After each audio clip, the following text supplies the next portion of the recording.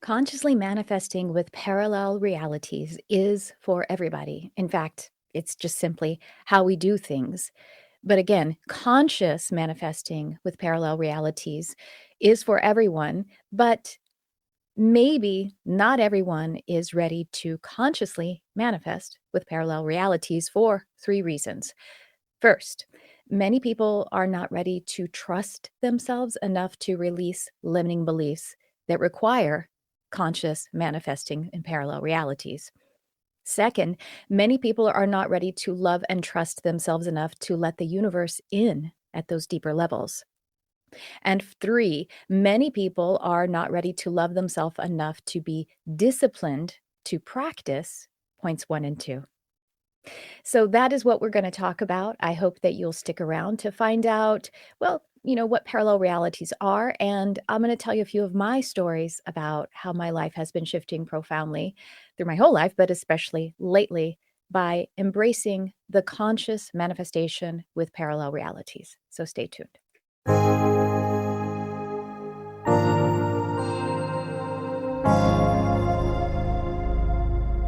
Hello, and welcome to the Charmed Life podcast.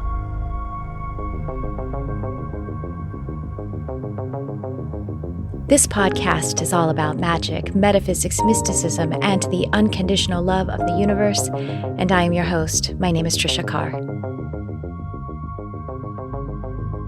You are selecting billions of times per second parallel realities to make them your physical reality. Now, I'm actually paraphrasing to some extent, or I'm almost getting it just right to the letter of a statement from Bashar, who is a sixth dimensional entity channeled by a man named Darryl Anka. Darryl Anka's actually been on my podcast a couple of times, and he's going to be coming on again soon. Shh, that was a sneak. Don't tell anyone yet, as I say on an open broadcast.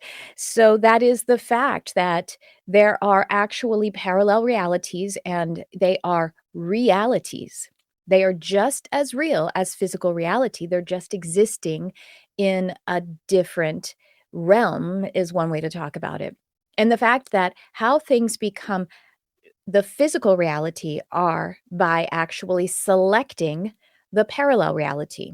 Any and all of the choices or manifestations that you could possibly create and experience as a physical reality already exist. You see, you are more than your physical body. And anyone who would come to this probably already has a great sense of that. You are more than your physical body. You are more than your physical body because you have experiences that are not occurring physically for you in each moment. In one moment, you could feel love for someone who's not physically present with you, or you could feel fear of an event that either already happened or hasn't occurred yet on your physical timeline. So you see, you are more than your physical body, and you are experiencing so much more than physical reality. And as you are, for example, about to make a choice, turn left, turn right, because you have those thoughts actually create a parallel reality. So the you who has turned right exists, and the you who has turned left exists. One of those may be the one that you choose for your physical reality. So you see, you actually are manifesting by choosing parallel realities. So, the practice that I'm talking about is to go into these parallel realities with a fuller expression of your identity, to identify to these parallel realities, the ones that already exist, whether you've thought them up or someone else has thought them up or the universe has co created them in one sense or another. The situations of the physical world do not limit you. In fact, the situations of the physical world are the end of the line. You are pure energy, pure consciousness, and fundamentally, you are pure starlight. You're pure starlight. It's true. And you know what? Humans are actually composed of stardust. I'm going to throw a little science at you here. That humans are actually made of stardust because most of the elements in our bodies were formed in stars over billions of years ago. The lightest of those elements, such as hydrogen and helium, were produced during what has been called the Big Bang. And, that's still up in the air for scientists, but they were produced billions of years ago. And then the heavier elements, those were produced into stars. They became stars. So we are the same fundamental elements as stars. We have oxygen in our lungs, carbon in our muscles, calcium in our bones, and iron in our blood. And these were all created inside a star before the Earth was born. So you are much, much older than the physical reality in which we are living, in which you do live now. So now we're talking about the physical elements. We're talking about these elements that have composed the physical reality. But of course, the essence is something that actually exists. The essence, the soul, the spirit. Once again, the parallel reality, the finer reality, even before the oxygen, the calcium, before the hydrogen and helium that were all formed in stars, even before those were formed in stars as elements, they were an essence. And that is who you are fundamentally. That is who you are most truly. We exist in an interconnected holographic multiverse. Going left, going right, that is existing in parallel realities or parallel universes. And it is interconnected.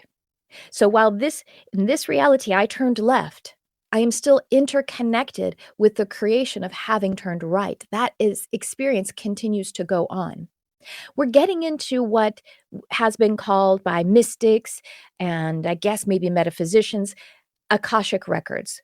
Now, let's talk about the Akashic records for a second. The Akashic records, some people actually do when they are visiting them or tapping into them, they kind of see the imagery of books or some kind of file system. Some people actually see it as a computer database. That's just your mind construct being able to tap into it with imagery that suits your particular paradigm or their particular paradigm. But the fact is, it is not something that is so concentrated in that way necessarily. It again is something that is more of an essence. It is a data stream. So the Akashic records, very interesting about the Akashic records or these data streams, which actually kind of frees it up from some kind of specificity that might actually limit it in the mind and how you could access it or how you do access it is better said. That these data streams, they are themselves records like stories and narratives that don't have free will. They're just there as potential and they aren't existing with a consciousness or as a consciousness. It's simply just a story. Just as I pick up I can reach something here. This is actually the Soul Blueprint by my friend David Roman. If you want to get your Soul Blueprint, go to Soul, what is it called? Soul Blueprint Art, and you'll be able to get a map of your own human design in a whole different way. At any rate, this is words on paper, right? So this is a record about, here it says gate 36. That's my conscious sun. And we're looking at, okay, all of this is written, but this is a story. It's a data stream, but it doesn't have a free will. It doesn't have a consciousness living through it. But as I tap into it, I can give it life. I can include this data stream as a part of my free will consciousness stream. So this is a data stream and I am a consciousness stream. That's what the Akashic records can help us to do. And so can parallel realities. Akashic records are really just the data streams of parallel realities, those that are what we would consider past, those that we would consider future, and just others that are potential. But those are all existing. And as we select them, then we make those our physical reality. After we pass through them as an experience, they go into that data stream. And what's beautiful is that entities that are also composed of stars, star light, star essence, can step into those realities, help to animate them, and help them to be guides and counsels to us. I'm going on a lot of different directions here. I'm downloading right now. I am presenting this data stream to you. So I'm going to pause for a second and say hello to those who are here. Oh my goodness, it's so nice to see you. I want to chat with you all. If you're new here, my name's Trisha Carr. I'm a spiritual teacher and I am, just here to help us all expand our consciousness. That's the whole point that we are here. The reason we decided to shoot down into this physical reality was to experience an expansion of our consciousness, because that is our contribution. That is our giving to the universe. So, hello, drop me a comment here. Hi, Christine. Nice to see you. Hello, Donna. And this is, oh, I don't see your name with Facebook. You have to like give it permission to see your name. So, thank you so much. It's nice to hear from you. And let's see who else we have. Naomi. Oh, nice to meet you, Naomi. I'm so pleased that you're here, and I hope you find something inspiring or in some way uplifting and expanding of your consciousness. And this is Christine. Hello. Anyone else, if you want to drop a question in, I would love to see how we can open a dialogue and a communion. Tell me where you're. Hi, Nicole. Oh, so nice to see you. I saw you up live on Facebook today while I was passing through. Love you so much. All right. Now, let's get back to talking about those parallel realities. And I'm going to share with you some of my um, some are recent and some are not so recent experiences in traversing the parallel realities or the holographic universe, and doing it consciously and with a fuller identification of the whole self. So, how this happens is, as I said, we exist in an interconnected holographic universe. It is interconnected, and we are here to live a physical life. The evidence is here I am. My higher self made that choice. And so there is a benefit from it. There must be, right? Now, I'll tell you why there must be. Because I like to question everything. I was in the Christian religion when I was very young. It was the only way that I could see before me growing up in Texas at 11 years old to actually pursue spiritual development or spiritual expansion. It was just to go to the church. You know, I lived in, at the time when I started going to church, by the way, my family didn't take me. My family was not going to church. I hitched rides with friends' families.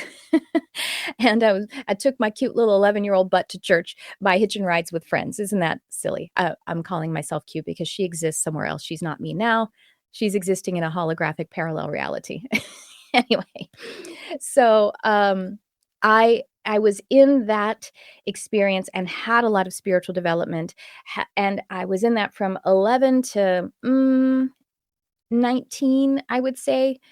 I maybe backslid a little bit back into religion. As it's funny to use that word because religion likes to say we backslide away from religion or from God because we let go of religion. But I found myself backsliding into religion because, once again, I wanted community. I wanted something as a resource to be able to expand, whether it was community or sacred learning practices, because, you know, as I left the church, I was keeping my practices for myself. I actually consciously said, you know what, I'm leaving behind all of that religion because it isn't helping me anymore. It isn't helping me to feel more connected with the truth of who I am. It isn't helping me to feel connected with what I experience as God or even Jesus Christ, whom I love very much. And the things that were occurring from coming from, you know, the pulpit and everything, and some of the things that were occurring in the communities that I was in, those realities were no longer serving my spiritual development or my consciousness expansion. So as I left, I said, but I own the practices that I have developed in that, which include prayer and, you know, what I didn't call meditation at the time, but it was meditation by sitting in the Holy Spirit. And so I wanted to be in community where people were, you know, doing these same kinds of practices. But again, I didn't know any other place except for church. So I did backslide a little bit, and then, you know, quickly found out again, this isn't suiting what I feel is correct for me.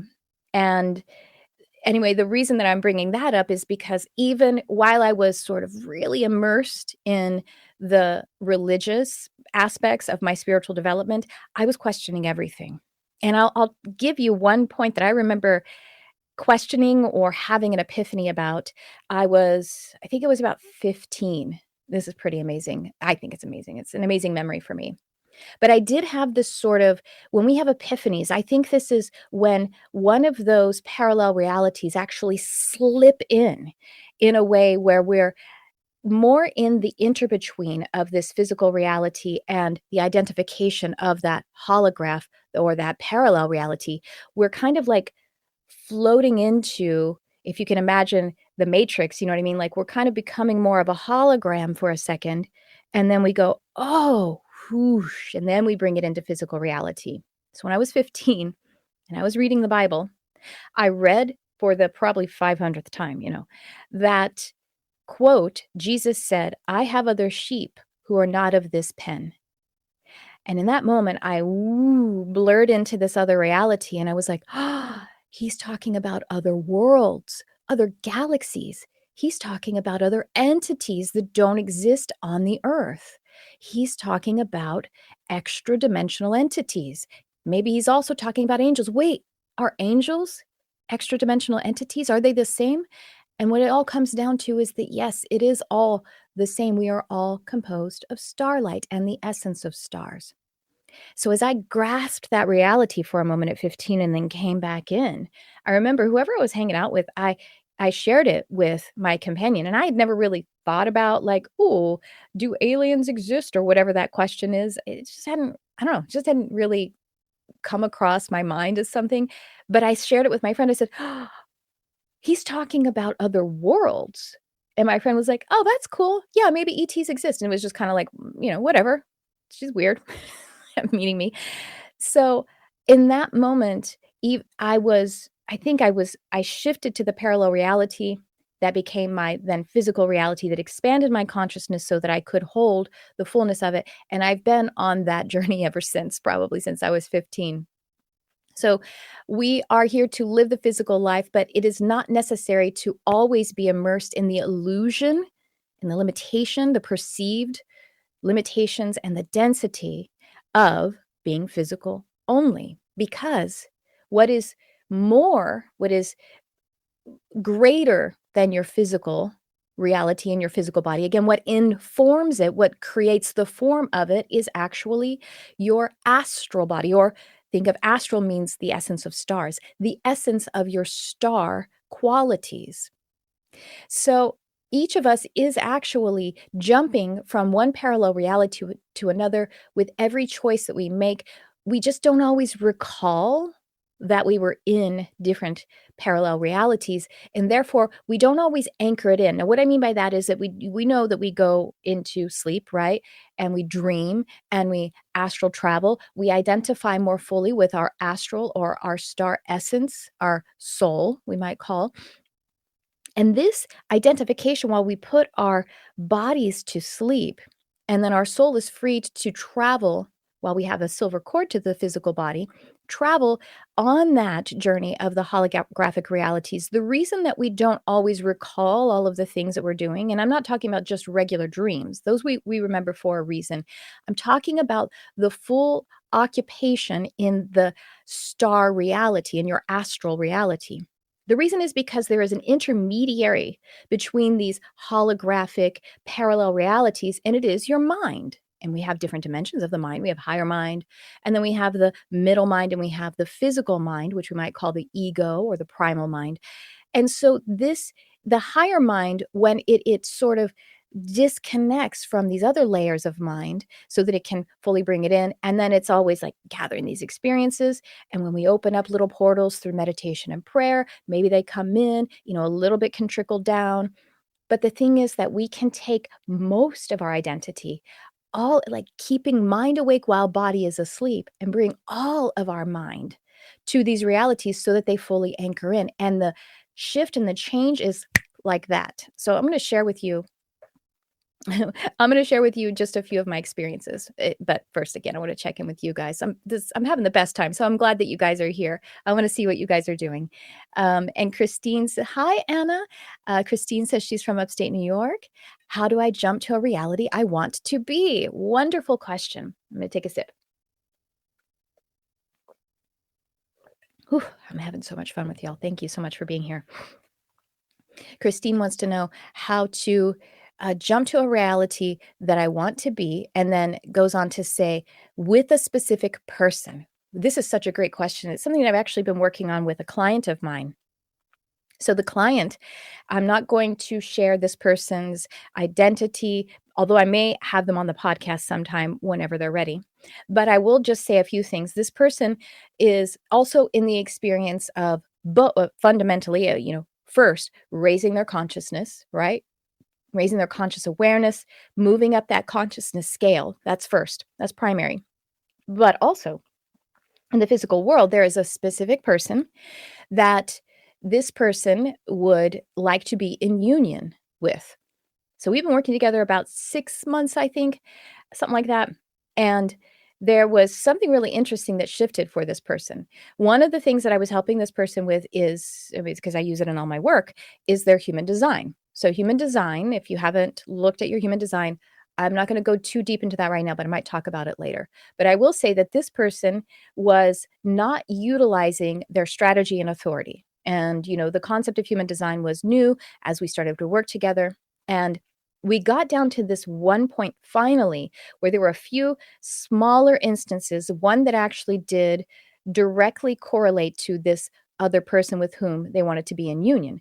But there were three, and even this one with the person, small things. And I was able to coach this person to use their authority in those interactions. Again, I'm obscuring the reality, but because of conditioning, that was a big leap for the person. We tend to be conditioned away from our inner authority. So for an emotional authority, or excuse me, I should say strategy and authority. It was really, I should digress. This person was using their strategy. So for a generator, your strategy is to respond, and you get conditioned out of that maybe you either need to wait around for an invitation or that you need to initiate and inform, when in fact you're somewhere in there with life shows you things and you respond to it. A manifester is here to inform, and in that informing of others initiates.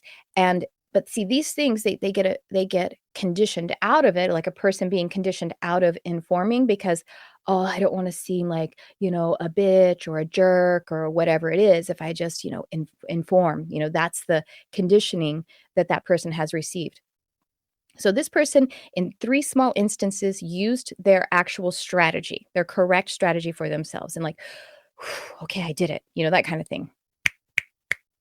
Life started changing really powerfully. Now, all of this is happening on this 3D level, but it is, again, attuning that intermediary between what is happening here, how you're releasing the limiting beliefs that will facilitate then you being able to pick that parallel reality that you can then, as you channel it, if you will, as you welcome it in, you can fit it in your whole being then, right? Because if you think about, well, the shoe doesn't fit because it's too small. Well, it's too small because the limiting beliefs are taking up some of that space.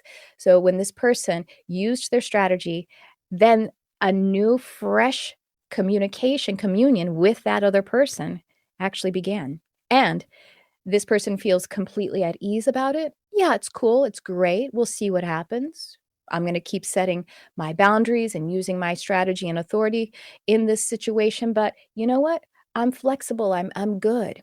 So it's that coming really to be able to facilitate it. This is all a path of self-love, to be able to love yourself enough, trust yourself enough from the boots on the ground level to be able to let go of limiting beliefs and then welcome in those parallel realities. I hope that's helpful. I don't know. It's probably good for a lot of us. Anna says, you said the Akashic records don't have free will, but they are changeable or malleable by our own free will. Are they changeable or malleable? So think about the Akashic records specifically.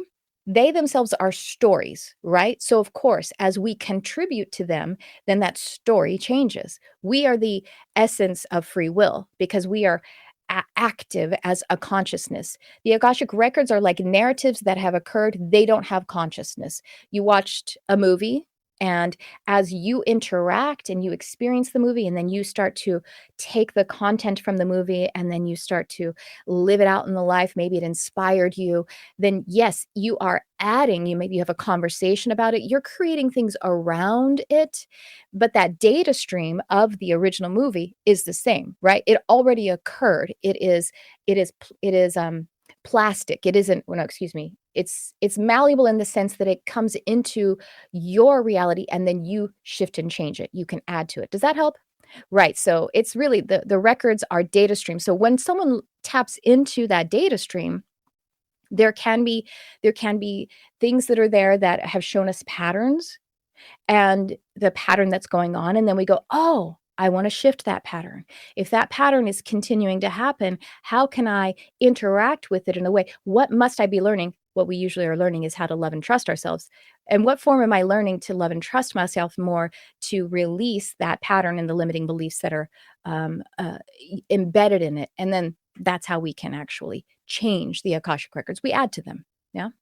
But the thing is, too, when we shift to a parallel reality, we do shift the data streams in forward and back of us. So let's say we are choosing parallel realities to create our physical reality. We're choosing those parallel realities billions of times per second.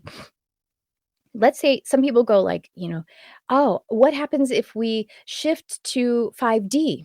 And then what happens to all the other people who don't shift to 5D? Well, maybe that has happened already. We don't recall them because we are fully that other entity. And that's a very like hyperbolic explanation, but just to give us the idea. What if, technically speaking, yesterday I was a different person?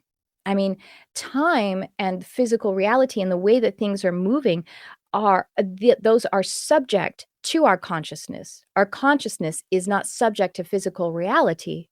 Physical reality is subject to our consciousness. And so how do we kind of have memory of parallel realities while also, and have that dynamic experience of being able to co-occupy the fullness of what we could be and what we are?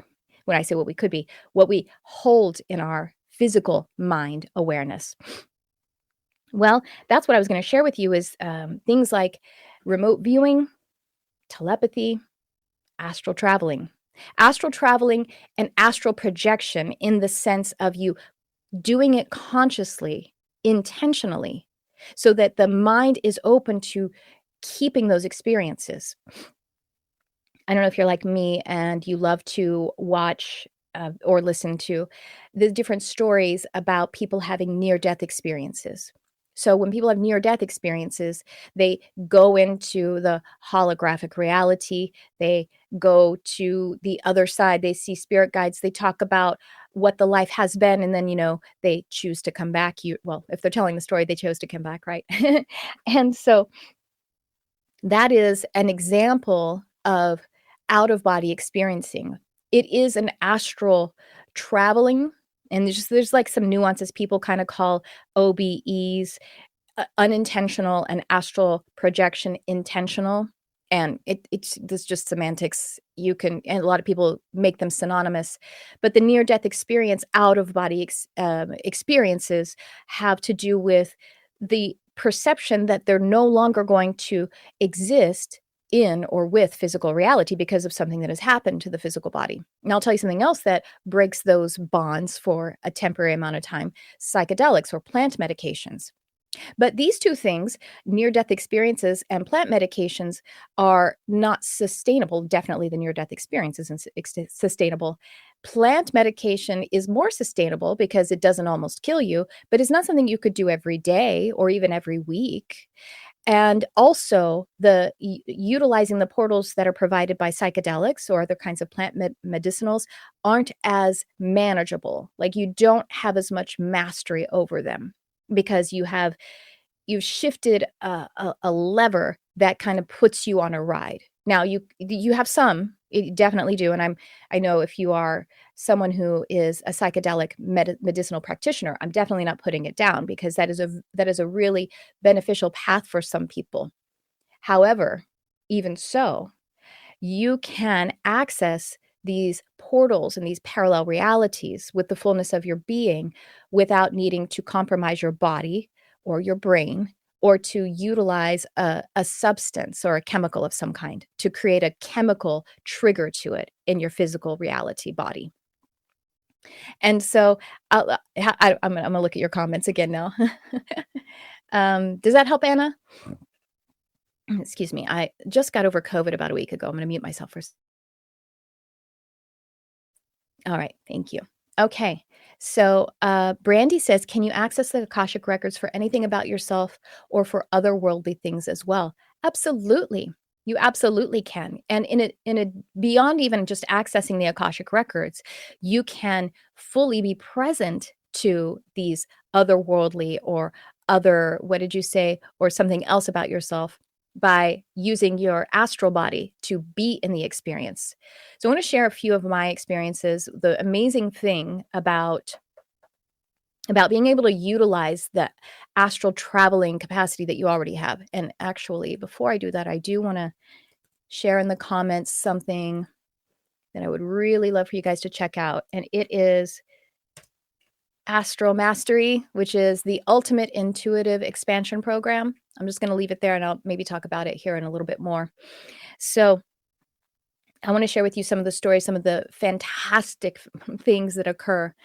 So as I'm sure many of you, if not all of you, have been experiencing different kinds of astral events my entire life, which I said even includes things like getting downloads or epiphanies. These kinds of things are, again, slipping between the realities and having your identity co-occupy a parallel reality to be in that holographic reality in a more dynamic way that is more, it feels so powerful and it comes in so strong because it is sort of a quickened way. It's almost like a quantum leap in that moment.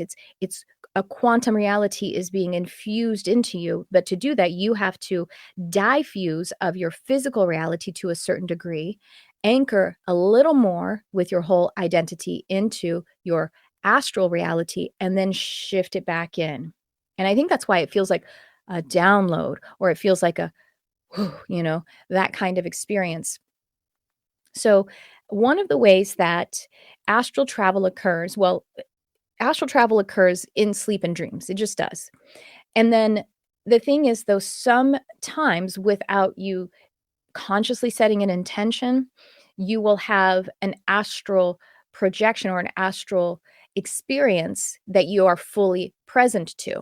And one of my astral projections, one of the huge benefits of using your astral body to fully occupy parallel realities and then bring them back to your physical and anchor them into the physical reality. One of the major things is that you actually lose the fear of death. And I mean fully lose it. Whereas we might intellectually be like, oh, you know what? I have the awareness and the belief that the soul is eternal. I mean, it just makes sense to me, and love is eternal. There's some other kind of confrontation that happens when you are doing astral traveling. And so here's what I had two major ones that helped me to release the fear of death. And one was the fear of dying, actually. That was a greater fear for me because of, having this paradigm within me already existing that the soul goes on. But the dying aspect of it, the pain, the fear, the who I leave behind, all of that kind of stuff, that was something that was removed from me as a fear, a limiting belief that I was able to let go of. So I'll tell you what the scenario was. This occurred through sleep. So there's a very gentle way for this to happen when you are sleeping. And so a lot of these experiences may happen that way. And you can set up the intention for this kind of work, including, lucid dreaming and whatnot. Lucid dreaming and astral traveling are different things, but and I digress. Back to my story.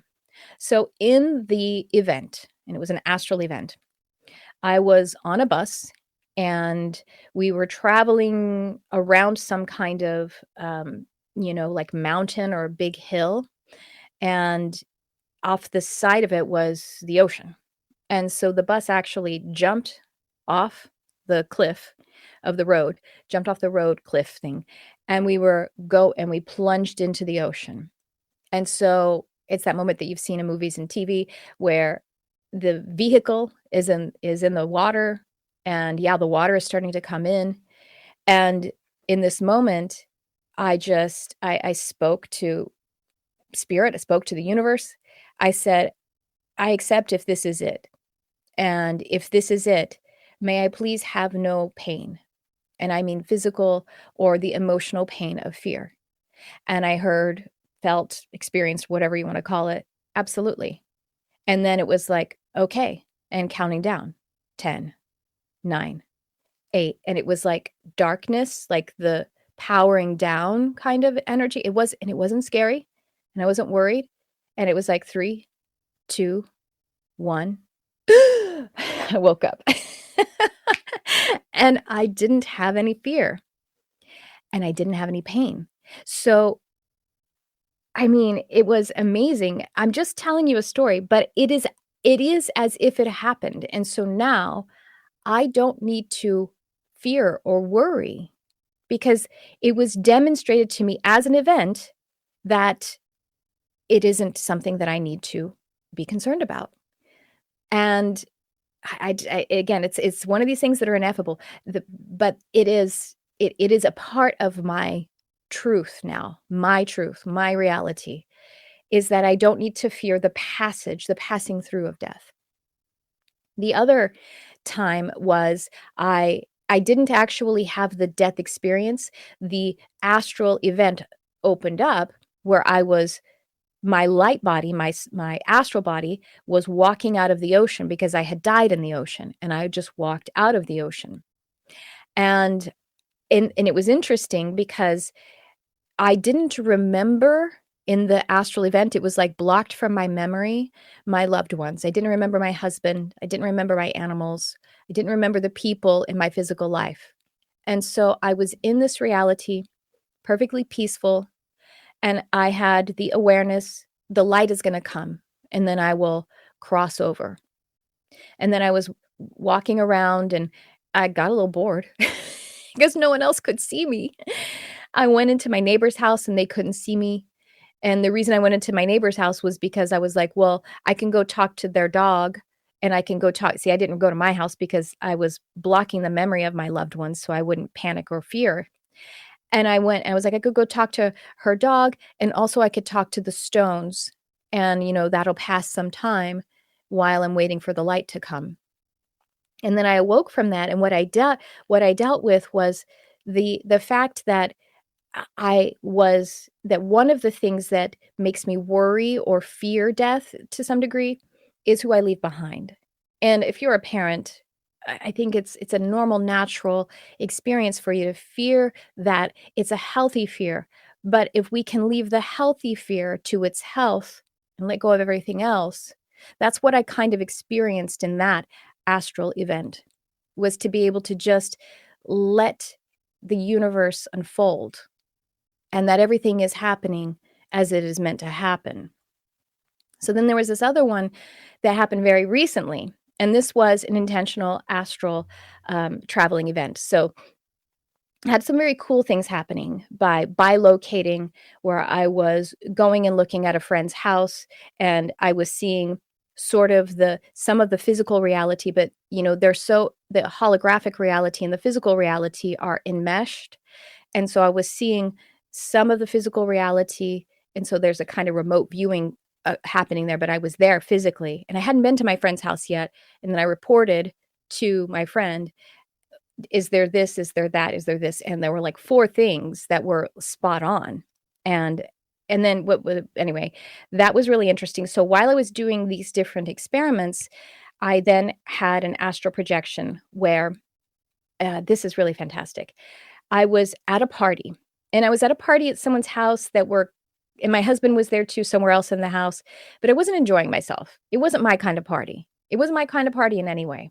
And so I wanted to get out of the noisy area, and then I went into the kitchen with the host, and the host is like, "Oh yeah, blah blah blah." And these aren't people that are in my physical reality, but I seem to have been friends with them, or acquaintances at least. So then the host left the kitchen. I was in there by myself. The doorbell rang, and I went to open the door. I didn't look through the peephole. I just opened the door, and it was a very scary person, all covered in black with just the eyes exposed, but the eyes looked very black, and everything else like wearing all black, very, very threatening. I slammed the door closed. I ran into the kitchen, and I closed myself behind this pantry. It was a very flimsy door, and I had like a coffee mug in my hand, a real heavy one, but it was just a coffee mug, and I was holding the door closed, I was holding my breath, and the very flimsy door had these you could see through it. And so I thought, "Okay, this person's gonna come in, they'll probably go toward the noise first, and if they do, then I can escape, call for help." And so I set up a decoy, basically. So I was in the kitchen, but you know what?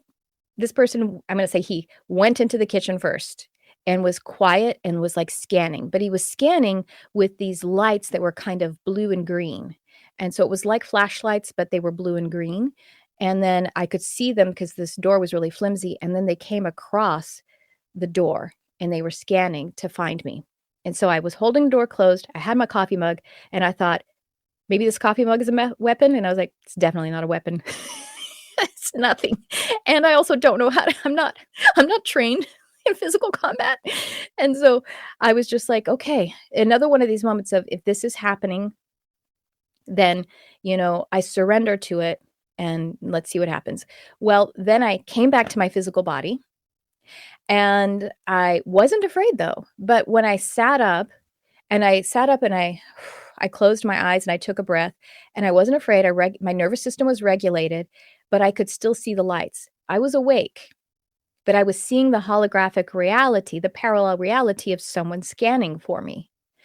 And so you might be thinking that sounds like a negative experience. It's really not, because then I sat in meditation about it and I realized what this one was about was, why was I at that party? I didn't want to be there.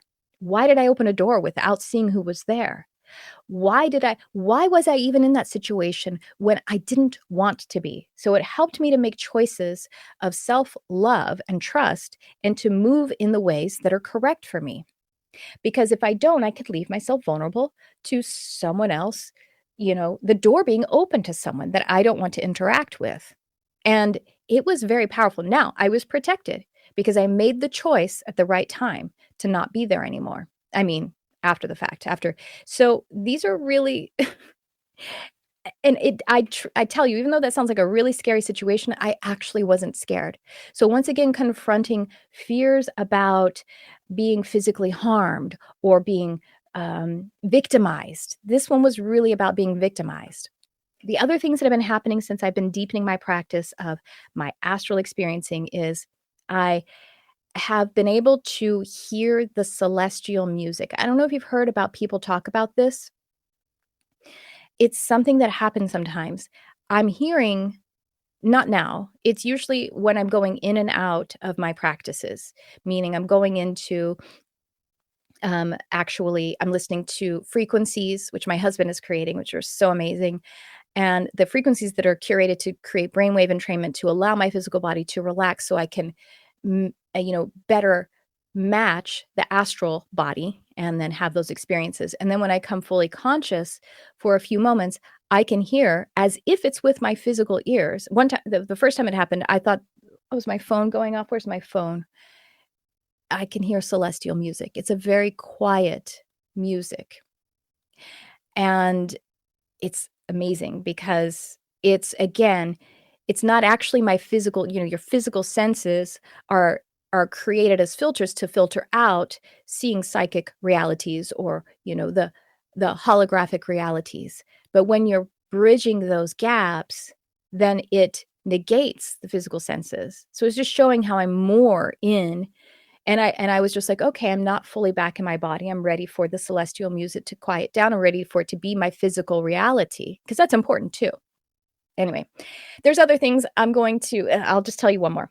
So this one is not an astral travel as much as it is using my consciousness to communicate telepathically and to allow my consciousness to remote view into an area. And this actually happened several years ago, but it sticks out to me really big. And that was I was working on something really important to me, a collaboration. And I needed someone who was someone that I don't really have a contact with, like a higher up in some company or something like that. That for this collaboration, this person needed to see this cold email. Like they don't know who I am. So I went into meditation and respectfully and completely ethically um, traveled to be able to have my consciousness with higher self to higher self of this other person. And I just requested, if it's in the highest good, I would like to suggest that you find this email. And I thought the thought, I saw it, and then I interacted with it. So here's something I want you to write this down. TSI, think, see, interact. This is a way that we actually do create our realities. We're thinking into existence a hologram. We're thinking a parallel reality. We see it, and then we interact with it. So I thought I, made an invitation across, respectfully without crossing any boundaries, just kind of like as if I was again in the celestial or in the higher realms sending an email. I was sending an energetic message. And I saw the email in the inbox of this person.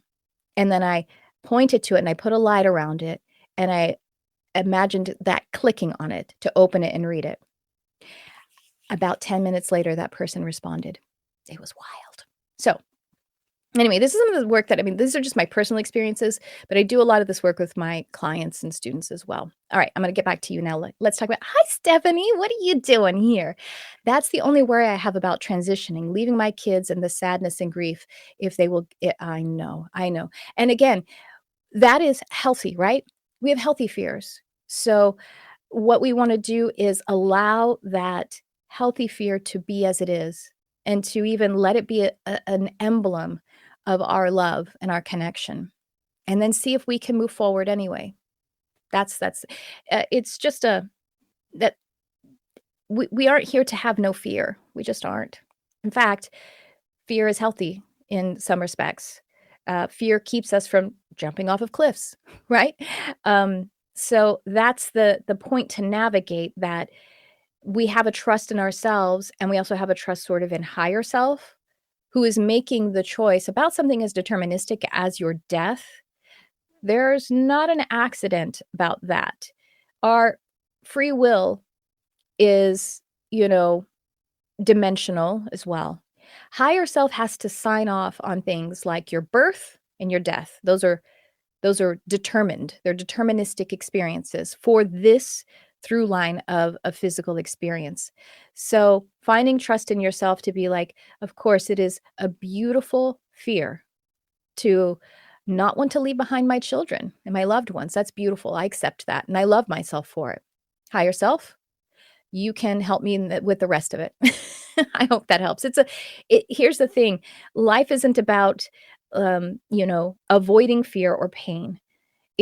And enlightenment isn't about being free of fear and pain or anything that's mundane. In fact, I don't know who said it, but enlightenment is completely mundane, because being able to be in this conscious manifestation through selecting parallel realities helps you to love this life even more. It isn't a fact of escaping this life. It's actually a fact of occupying it more fully, while also occupying more than just this physical life. It's really amazing. Again, you could look this up, but sorry, I can't attribute, but I know that there's also this phrase that after enlightenment, it's the dishes, or something along those lines. Or everybody wants enlightenment, but nobody wants to help mom with the dishes, all of that kind of stuff. It makes this reality, this physical reality, more robust, delicious, and illumined for us. Because transcendence isn't going around. That's bypassing. Transcendence is going through. And Stephanie, who just commented, about going through things. You're such a powerful being. I love you so much. Paradox fossils, seeing into the realms beyond the veil. Exactly. And then being able to know and have the veil be there whenever you like. It's very cool. Hey, Victoria. This is all very much what I have been experiencing and getting downloads on lately since out of my body. Yes, Victoria, I know, because you shared that with me. And see, I don't want to share too much of your story, but of course you shared it with me. You experienced it by a physical trigger. So if we can experience something that is by a conscious trigger or a conscious manifestation of it, or when we do, it's sustainable and it's something that we can master.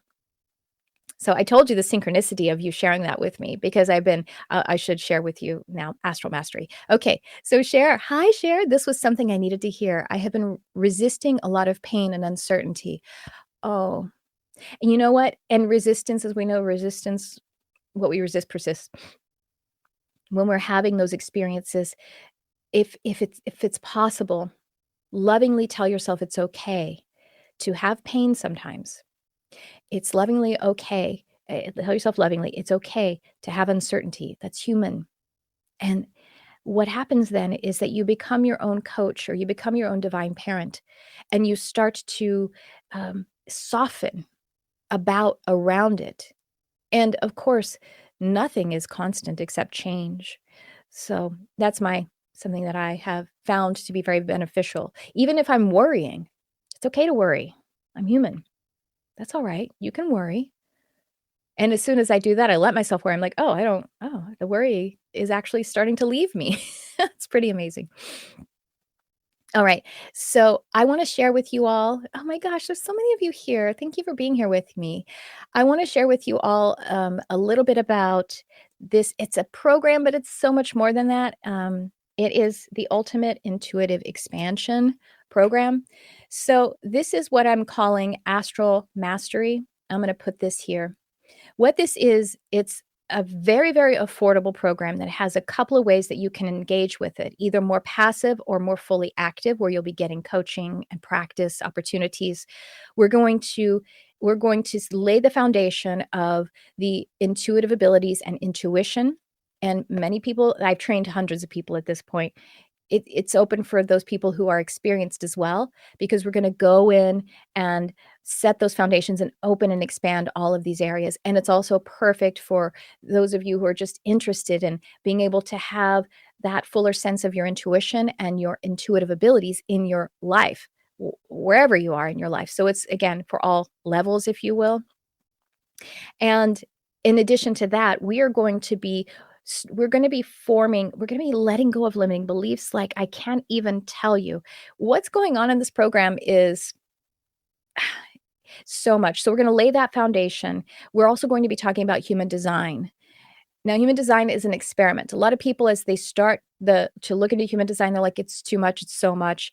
I don't even know where to go. It's not something you can just learn, as we've been conditioned to try to memorize and learn things. It's something to experience. And so that's what we'll be deepening, is the experience of your human design experiment, whether, again, you've started it or not. You do need your birth time in order to be able to have your proper human design body graph, just so, as a side note. But the reason for that too is because this has been something that has been so powerfully shifting. So what human design has is 4 ancient observational sciences and 1 modern science: quantum physics, and then astrology, I Ching, chakra system, and Kabbalah. And so these ancient observational sciences, we have been mapping this on our planet for all of this time. And then we add this modern quantum physics, which has only been around about 100 years. And together we have this full picture of who we are as a spiritual being having a physical experience. This helps us to release limiting beliefs, what we tend to call conditioning. And then we have more room inside ourselves to welcome in these parallel realities. As I told you the story, if you were here earlier, about that one client of mine who, after several months of getting up the courage and to decondition and release limiting beliefs, used the strategy as is in the human design, and just in 3 small instances, and the life shifted very powerfully. In like a couple of weeks, things went boom, boom, boom, boom, boom, boom, started to change. So human design is going to be a major part of it. And then the other part of it, this is going to be a 6-month journey. And honestly, this is just level 1, because we're going to be releasing these limiting beliefs, deconditioning, having phenomenal experiences. And then we're going to get into that parallel reality, what I'm calling astral exploration, to be able to dynamically live as a spiritual being having a human experience. I had a spiritual awakening a few months ago, honestly. Again, I had a spiritual awakening 10 years ago, and I've had you have mini ones all the time. But the fact is, this program is to help you to stay in a growth mindset about every aspect of your physical and spiritual life, your universal consciousness. That's what this program is for. And the reason it's a 6-month program is so that we can do it right. And it is very affordable. I tell you this because other group coaching or educational programs cost at least 10 times this much. I did it on purpose because it's not only about being in this program for 6 months, it's for people, like, there's so many of us that I know who want to be and continue, because I'm never stopping learning. So if I've made it to where you could continue to stay in the program through levels 1 and 2 and continue to interact and engage in it, and to be able to contribute that resource of time and money to yourself, that is also putting your step down in this physical reality and decreeing to the universe that you are worth it. Now, I opened the segment talking about who is ready to be able to consciously manifest with parallel realities. And honestly, I want to say it about this program too, because this program is designed for everyone. However, there are people who are not ready for this program, and it's for 3 reasons. First, many people are not ready to trust themselves enough to release limiting beliefs. It's true. Second, many people are not ready to love and trust themselves enough to let the universe in those very deep levels. And 3, many people are not ready to love themselves enough to be able to be disciplined with those practice points 1 and 2. When I mean disciplined, I mean to dedicate the fact that your life can revolve around your consciousness expansion or your spiritual development. And that's okay, because we are all at different parts of our path. Definitely been at a part of my path where I wasn't ready for it. My path of loving and trusting myself enough, I needed to get there in my own timing. So I just wanted to highlight that for us all. Now, let me see what else is going on in the chat here. I really want you to check it out. Oh, I should say also, it starts the week of May 6th, but we're starting with our bonus meetings right now, where we're going to be setting intentions. We're going to meet every week. Everything can be listened in replay. If you want to join the full coaching aspect of it, the full coaching happens twice per month on a Sunday. I would recommend that you check if you can come to at least most of those. But there's also the way where you can have everything, where you can show up to the meetings just like this and interact on the feed. And, as opposed to coming face to face on the video meeting, but you get to observe that. So I just think it's really great. Have a look at it. There's a breakdown of some of the curriculum points, the frequently asked questions. Read all of those, because they're really they really help us to understand how the intention we're setting around it. So, Astral Mastery. This is the ultimate. I want to say it again. Astral Mastery, the ultimate intuitive expansion, human design, and astral exploration program. I made it for you guys, and I can't wait to be in it with you. Join now. Oh, also, there's an early bird price. So you want to do that. You could do 6-month payments. You could pay all at once and get that early bird price. There's a lot of dynamic ways that you can be involved, and I hope to see you there. All right, let me see what Cher has to say. Tears just left my face. Seriously feeling light after that. Oh, good. Oh, I'm so happy to hear that. Oh, wonderful. And Booyah says, my son passed away last year, and I was like, how am I going to be able to communicate with him? Well, I started soul scripting, and I've had so much success. I was able to talk to him, my guides, and family. Bless you. By the way, I said Booyah because that's the name on the screen, y'all. I didn't say like Booyah, my son passed away. That's the screen name. So thank you for sharing and how strong and how powerful you are. That is the hardest thing to pass in this life, isn't it? To survive your child. And I'm an animal freak, and it's very, very hard. It's almost as hard, but it's natural for us to survive our animals who have shorter lifespans than ours. I don't have children, and I know that is the hardest possible challenge that a human being can face. So blessings to you, and congratulations for being able to find that soul scripting. I'm going to clear my throat.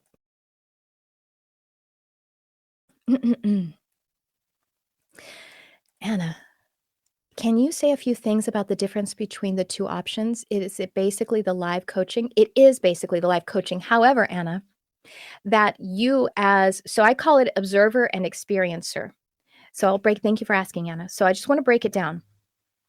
The experiencer, so what we have is we're having class on, it's going to be happening on Wednesdays at 4 Pacific, and they're about 3 hours long. Now the class is teaching, meditation, and your Q&A, and that's live, but you can listen to and watch all of that in replay, get the same benefits. So if you can't make it on those live classes, you absolutely can pace it out through your week, and you can submit your questions in advance. There's going to be a Facebook community that goes with it, so you also have that opportunity. And I will say, while we have the live class that's going to be anchored on that 3-hour slot on Wednesdays, I'm going to be doing additional ones. I'm going to be going live and doing Q&As, not additional classes, although, teaching comes out when we're doing Q&As. So those will be more spontaneous. They'll be scheduled, but not necessarily, maybe a week in advance, maybe just a couple of days in advance, so that they can be a little more randomized and people can have more options. But those are like bonuses. So that's why I don't really have them listed on the page. We're going to see how those flow. So there's that. And that's for everyone. Now, and that's for the observer. Then we have the twice per month coaching that is happening on Sundays, and that's 10 to 12 Pacific. Now, if you are in the full, you get to be there, you get to practice your intuitive abilities with one another, and you also get coaching from me. See, that's the full experience. That's what you get, all of that. If you wanted to do the observer version of it, you still get to watch those.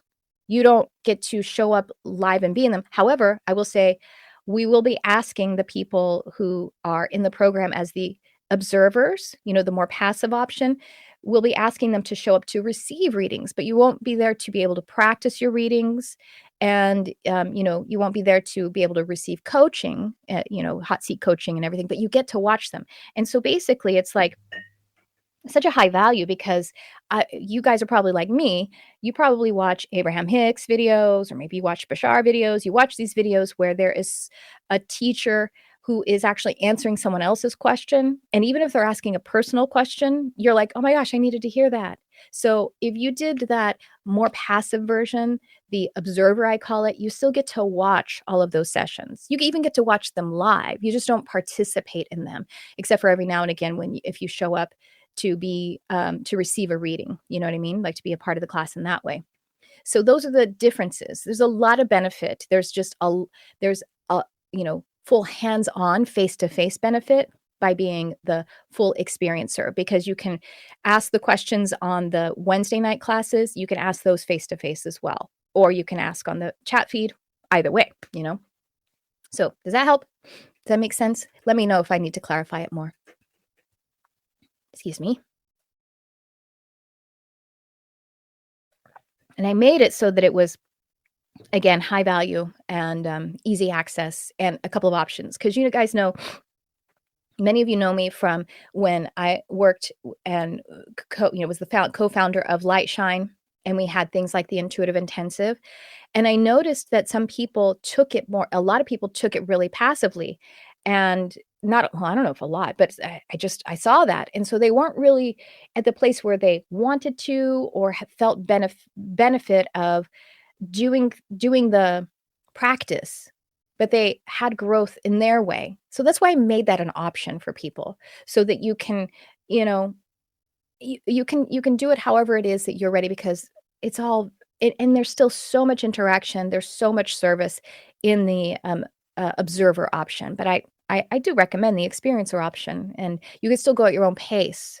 You can still be coached however you like. You're not going to be compelled or forced to practice intuitive readings if that's not what you want. But, there's a lot there. So, all right. What does Cher say? Giddy up. I've missed your teachings. Oh, I love you, Cher. You flip switches, spit diamonds, and fluff my wings. I'm looking forward to this, especially the hypnosis and guided meditation. Thank you for mentioning that, Cher. This is first of all, I have to screenshot that and put it somewhere, Cher. Can I please? Because it's so awesome.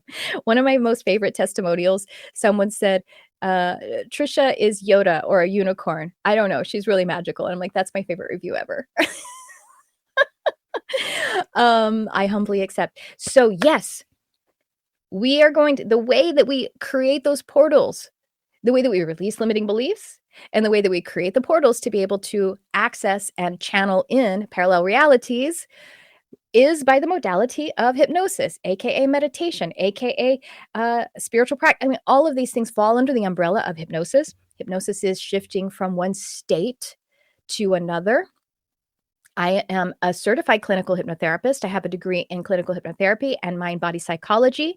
Oh, we're also going to be a big part of this is obviously anchoring all it into the physical reality. We're going to be going through shamanic manifestation practices. It's going to be a big part of it. And another big part of it is I am partnering with my husband to create the binaural beats and frequency soundscapes to be able to entrain the brain to be able to shift in those different states. So this is what has been a major asset for me in this current spiritual awakening is utilizing frequency technologies. It just works. What's really cool is you're actually using the physical in order to shift to the spiritual. Because if we're using sound, which is an element that is somewhere between physical and the element of essence or aether, that we actually are asking the brain, which is a physical instrument, to shift to be able to free it up. So it is in a way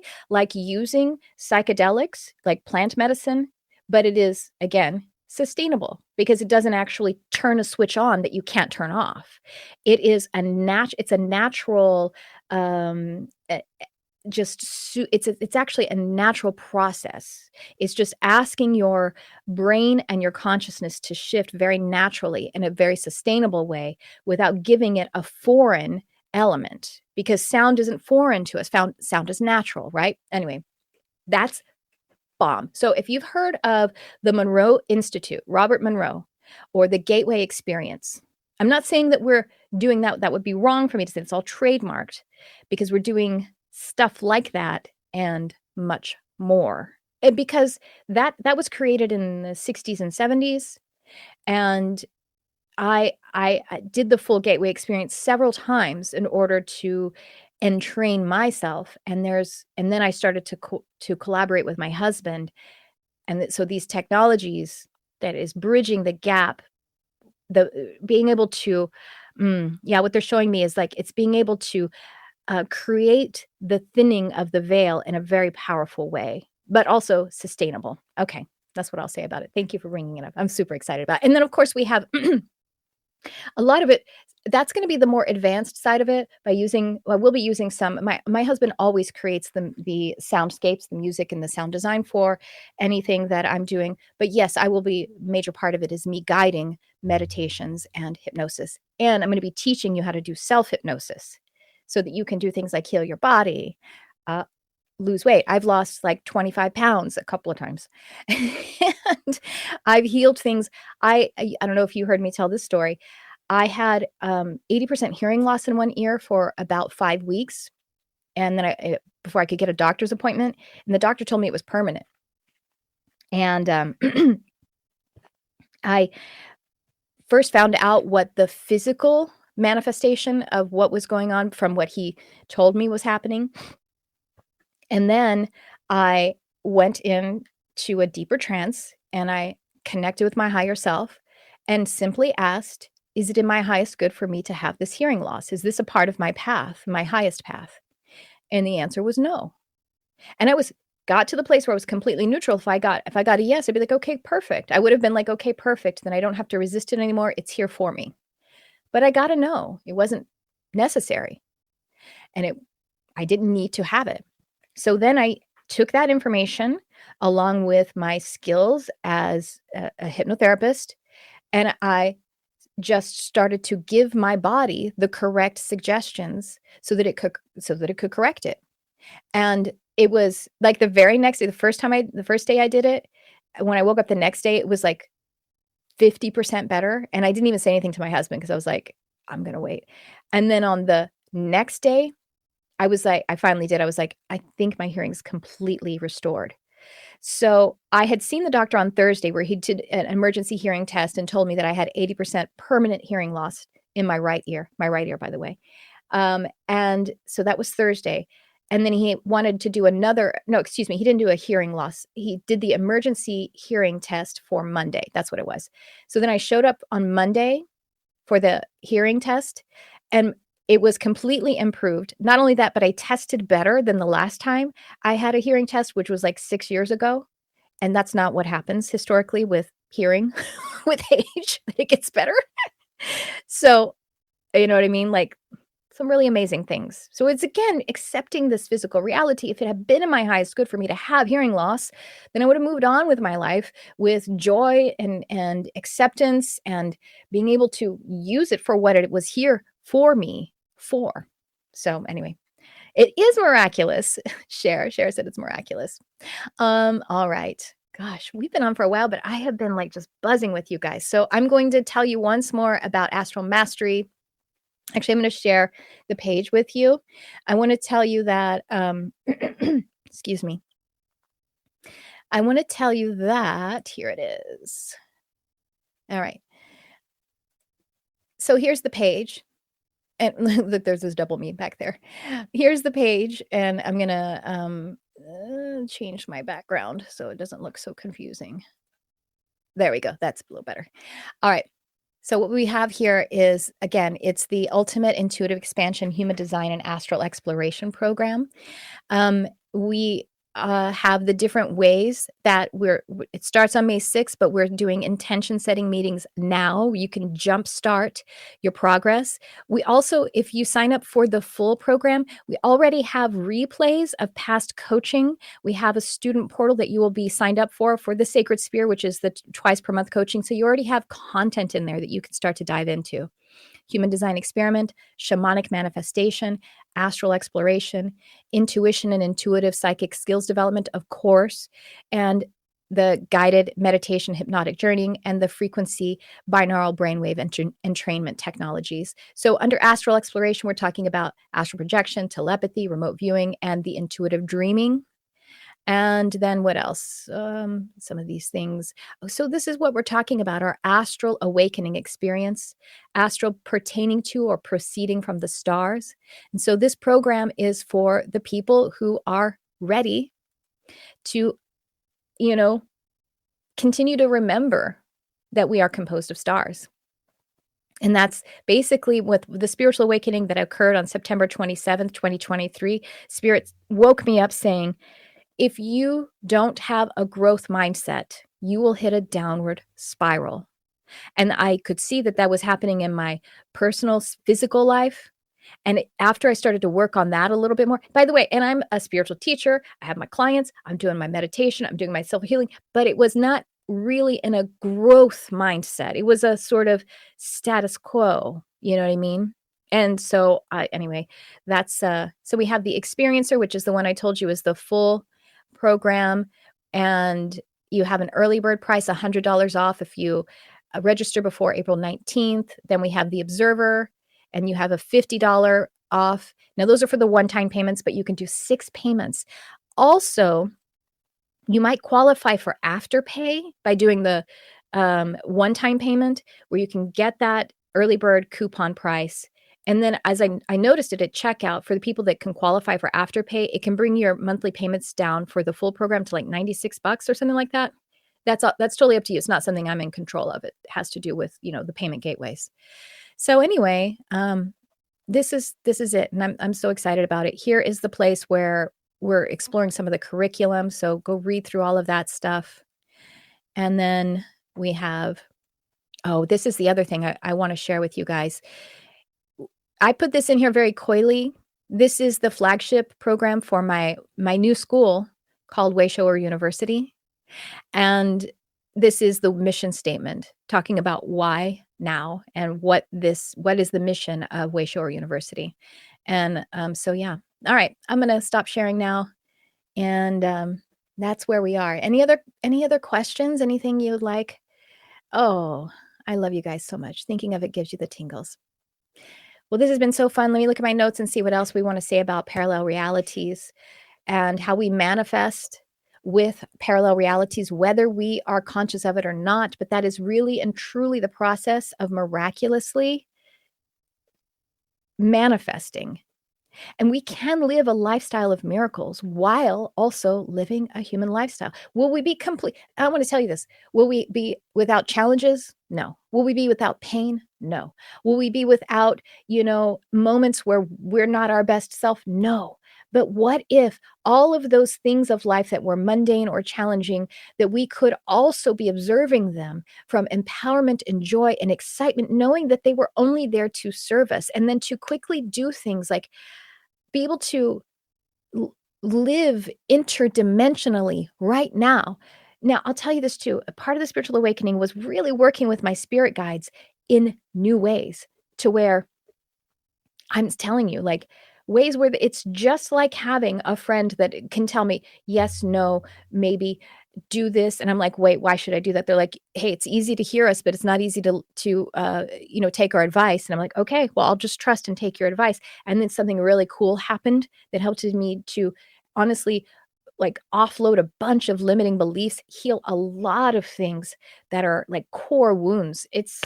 This is a part of the program as well, and it's part of what I've been experiencing. And our spirit guides are really those parallel realities. They are their astral expressions of what is coming in as the streams from our Akashic records, or our future preferred realities that we would like to experience. And honestly, again, we are stars, and every other entity in this universe are composed of stars. It's just come to my awareness that angels are really just starlight that are having a free will experience, helping us, of course, when we interact with them. And then so are other star beings, like ones who are what we call extraterrestrial. I don't prefer that. I like to say extra dimensional beings, which are ones that any of our higher benevolent guides and friends that we could have operate in our life. So they help us to occupy these parallel realities and then bring them into our life too. So what else did I want to say? Just that living this physical life as the game that it is, and I don't mean that to diminish it at all, but to be able to see it as a game, as a story that we're here to create in order for us to actually feel free while we're in it, and that we're to feel powerful in the sense that we are creators and we are contributing to this beautiful universe, loving it even more than ever, and also being of service to others while having ourselves be served as well. It is really a path of self-love and self-trust. And that's what transcendence is. Transcendence is to go through an experience, to then be able to shatter past beliefs and limitations and past pain and core wounds, shatter those patterns forever. And that's what I am here to experience with you. So what else here? Oh, the name is perfect. Oh, that's awesome. Thanks, Shara. Well, it was something that I was kind of guided into, I guess. Let me see. Are there any other comments here that I missed? Well, I love you guys so much. So once again, check it out. It's Astral Mastery. You could just go to my website, Trisha Carr Charm. I'm sure it's I think I put it in the description here. And, I just am so grateful to be here with you. And I'm excited to be more closely working with you in your journey and the journey that we're co-creating together. By the way, all of it to make this human race in this planet more beautiful. Well, the planet's already as beautiful as it can be. In the second portion of this, we're going to be taking some opportunities for anyone who's interested. We're going to be taking some more exploration into our animal and nature healing and communication. That'll be the second 6-month program. So, all right, that's what I have for you guys. I love you so much. Thanks for being here. I had the best time talking with you. Thanks for tuning in. I love you, whoever you are.